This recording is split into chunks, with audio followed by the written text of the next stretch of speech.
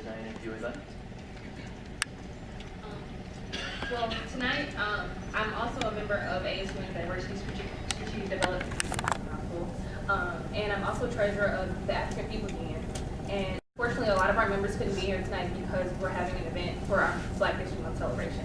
But I just came to tell you, being a part of BSCC, we work diligently on the diversity plan, and I've put in a lot of time and effort.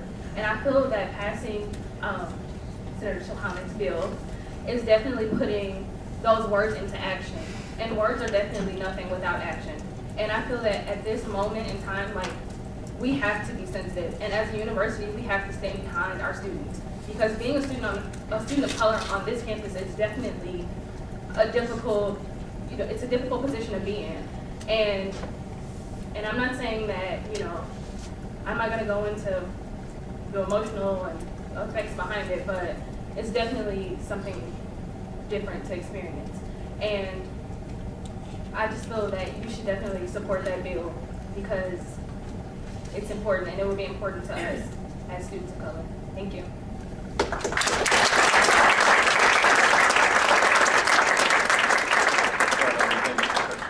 State your name and affiliation if you have it.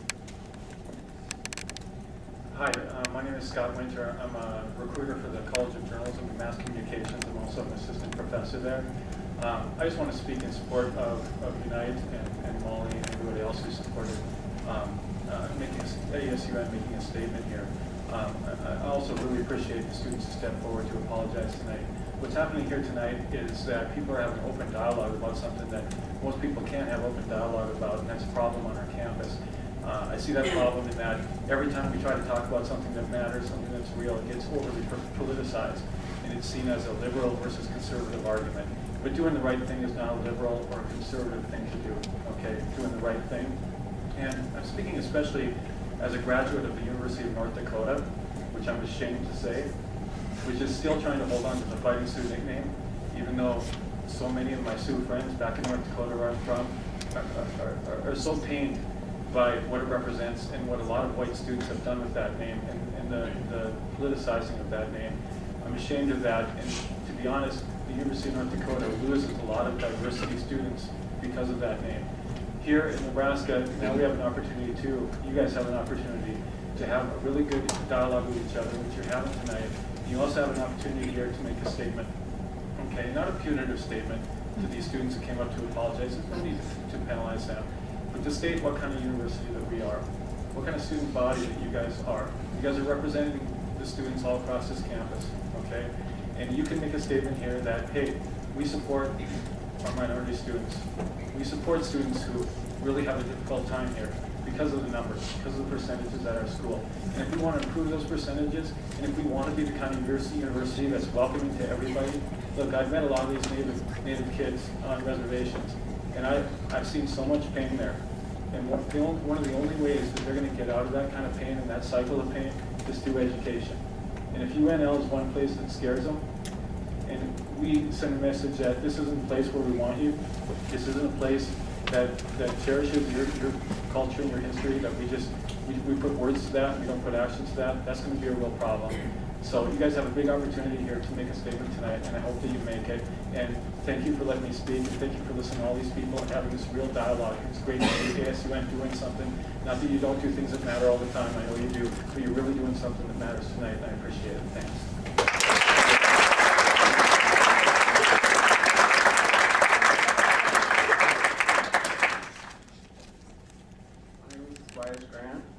Native American, Omaha, Navajo, Sioux, and Cherokee. I grew up in the city of Lincoln, and with that, I grew up with a lot of discrimination in my face and people making fun of Native Americans as a group, and I felt isolated at times, and I was just trying to learn and be educated and just trying to fit in, and at times it felt like I wanted to be ashamed of myself, but at the same time, my family told me it's better to be proud of who you are and where you came from, and everything that happened, has to make Native Americans stronger as a people. And because of that, I felt that I've had to grow up in two worlds. So incidences like this makes people who are ignorant think that it's okay to discriminate and be ignorant to Native Americans, and that's not even the way it's supposed to be, because we're just trying to learn and educate ourselves. And when we get discriminated against and it's in our faces, you know, it's really hard, because organizations like yours allows this behavior and it's never addressed. And so I just really wish you guys would realize this is not just an issue with organizations, but it also trickles down to everyday situations, just walking around on campus and just trying to fit in. It's hard for Native Americans just to even do that. And when organizations don't address these issues, then it just makes it worse just for someone just to be educated. And I think that passing this would educate everyone, and that's what we need to do, is just let everyone know that education overcomes ignorance.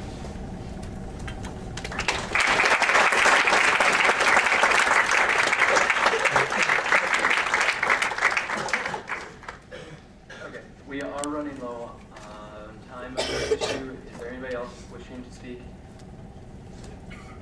Okay, yep, definitely. Please approach the mic up there.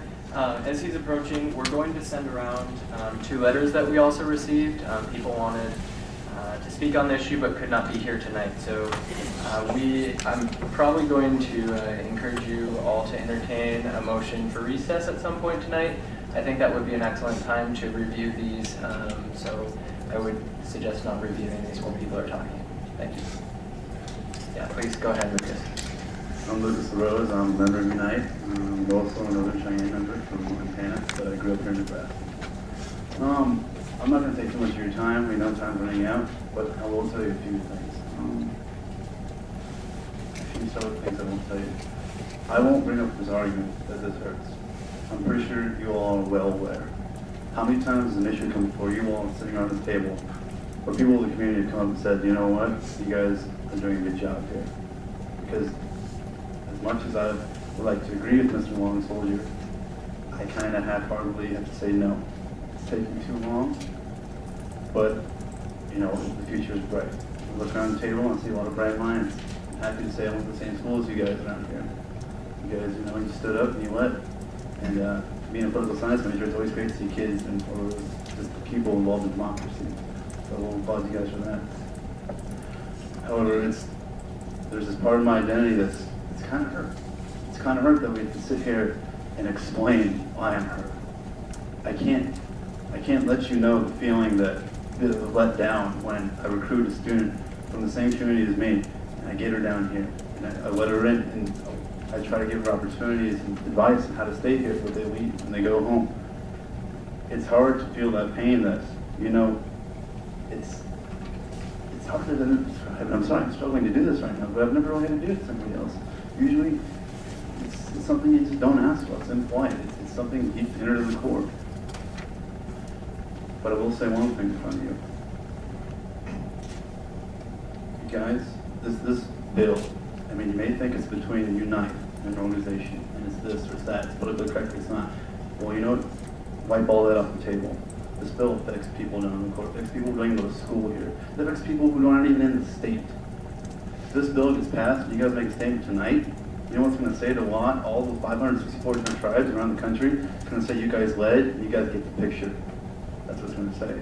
So the only thing I want to let you guys do is pass the bill. Most of all, lead. Show everyone around the country that you guys have the picture. Thanks.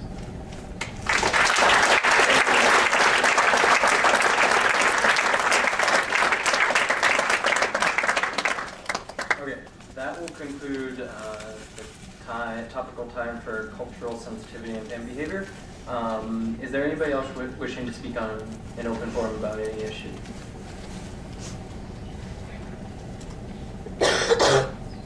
Anybody else wishing to speak on any issue? Okay, well with that, we will move ourselves out of open forum. Thank you all who spoke. That will bring us to executive reports. President Collins has stepped out for a moment to deal with a few things, so we will move directly into my report, or maybe move back to her report with an opportunity. Give me 1 second to complete. Okay. There are a few things that might happen tonight. One that